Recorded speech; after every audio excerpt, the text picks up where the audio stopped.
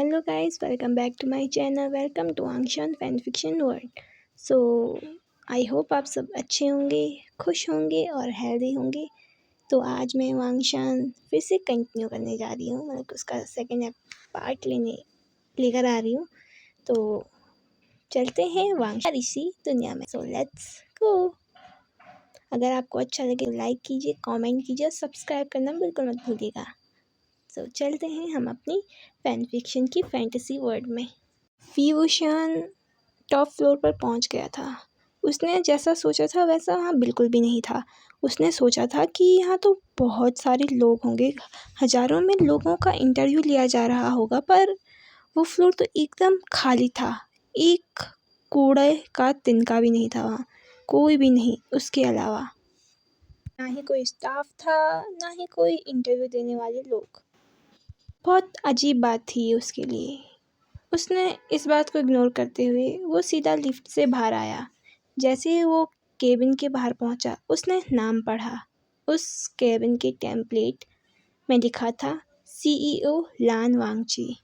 वो शॉक्ड हो गया। उसने दोबारा पढ़ा, CEO लान वांगची? क्या मेरा इंटरव्यू CEO लान वांगची लेने वाले हैं? CEO कब से इंटरव्यू लेने लग गए? क्या मैं कहीं गलत फ्लोर में तो नहीं आ गया? देखना पड़ेगा मुझे तो। विभूषण ने फ्लोर को देखा, फ्लोर के नंबर को देखा। नहीं, मैं तो सही फ्लोर पे आया हूँ। उस पूरे फ्लोर में बस एक ही कैबिन था। विभूषण ने अपने सारे गंदे विचारों को दूर करते हुए कहा अपने मन में, you can do it Vibhushan, तुम कर सकते हो। इंटरव्यू देना है बस तुम्हें, वो भी कॉन्फिडेंटली। वो खुद को दिलासा देने की कोशिश कर रहा था, खुद को कॉन्फिडेंट में लाने की कोशिश कर रहा था। एक लंबी सांस छोड़ने के बाद उसने केबिन का दरवाज़ा खटखटाया। अंदर से एक कोल्ड और फैमिलियर सी आवाज़ आई, कम इन। विभूषण ने सोचा, क्या मैंने ये आवाज़ पहले सुनी है? शायद। क्या सुनी है या नहीं? उसे अभी कुछ याद नहीं आ रहा था। और गाइस, हम सबको पता है कि एंड टाइम पे कुछ भी याद आने वाला बिल्कुल भी नहीं है। विभूषण ने दरवाज़ा खोला और वो अंदर चला गया। विभूषण ने देखा एक लग्जरी सा ऑफिस रूम। बहुत ज़्यादा लग्जरी था वो, नॉर्मल ऑफिस रूम से बहुत ज़्यादा अच्छा। फिर विभूषण ने अपने सामने देखा, एक चेयर पर कोई बैठा हुआ था। ऑफ कोर्स CEO का ऑफिस रूम था तो कौन बैठ सकता है? CEO। विभूषण को ये पता था कि लान वांगची है। उसने उनका चेहरा नहीं देखा था क्योंकि उनकी पीठ विभूषण की तरफ थी, तो उनका चेहरा आगे की साइड था। वो बाहर की तरफ देख रहे थे। विभूषण ने एकदम कॉन्फिडेंटली कहा, गुड मॉर्निंग सर। लान वांगची ने बिना उसकी तरफ देखे हुए अपनी घड़ी की तरफ इशारा करते हुए उसे कहा कि तुम 5 मिनट लेट हो। विभूषण ने उसके हाथ को देखा, उसकी हाथ की नसों को देखा, जो बहुत अट्रैक्टिव और किसी का भी ध्यान अपनी ओर अट्रैक्ट करने के लिए काफ़ी था। विभूषण ने कहा, oh my God, too sexy.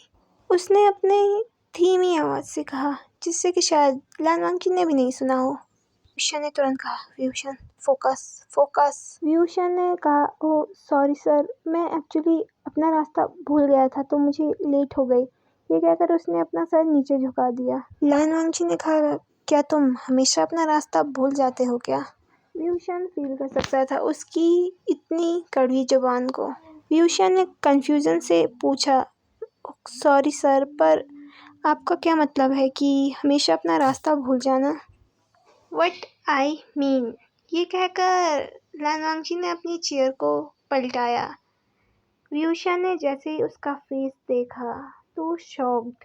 जिस इंसान को बिल्कुल भी नहीं देखना चाहता था, वो इंसान उसके सामने बैठा था, एकदम स्मार्किंग फेस के साथ। विभूषण सोच रहा था, तुम क्या सोच रहे हो विभूषण? क्या उस दिन उसने तुम्हें परेशान करने की कोशिश की थी? कोशिश उसने किया था। अगर मैं उसे थप्पड़ नहीं मारता तो पता नहीं और वो किस हद तक गुजर जाता।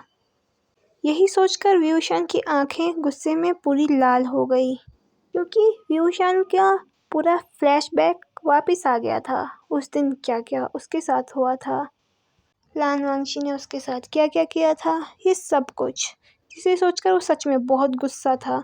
उस दिन तो शायद था ही, उसने पता नहीं खुद को कैसे कंट्रोल कर लिया, पर आज फिर से उसकी गुस्से से आंखें लाल हो चुकी थी। तभी एक डीप खांसने की आवाज़ आई। जैसे ही मैंने वो खांसने की आवाज़ सुनी तो मैं अपने ख्यालों से बाहर आ गया। जैसे ही मैंने अपने सामने देखा, मेरी सिल्वर आइज़ उसकी गोल्डन फेमिलियर आइज़ से टकराई। मैंने सोचा ये कोइंसिडेंट है शायद। हाँ, ये कोइंसिडेंट ही है। हाँ, ये वही है।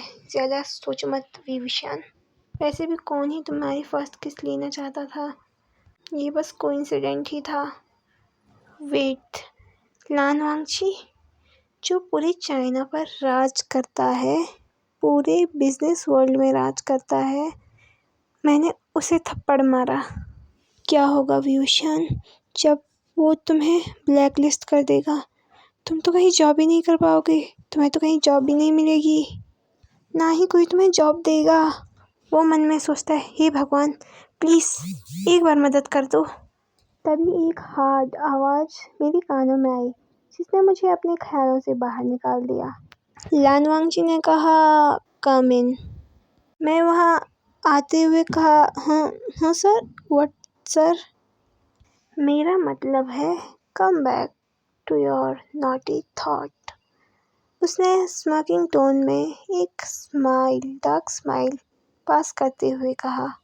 जैसे ही विभूषा ने ये सुना, उसकी आंखों के सामने सारी पिछली बातें याद आने लग गई। सारी पिछली चीज़ें मूवी की तरह उसकी आंखों के सामने आने लग गई।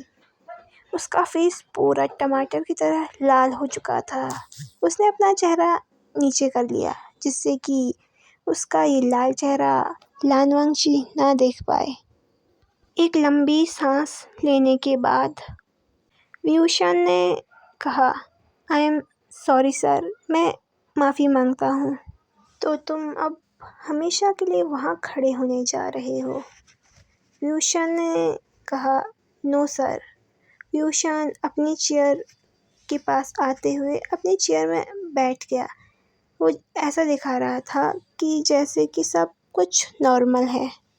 बस विभूषण अंदर से ये प्रे कर रहा था कि हे भगवान प्लीज़ उसे उस दिन का कुछ भी याद ना हो, कुछ भी नहीं। फिर लान वांगची ने विभूषण के रिज्यूम को देखते हुए कहा, tell me about your self.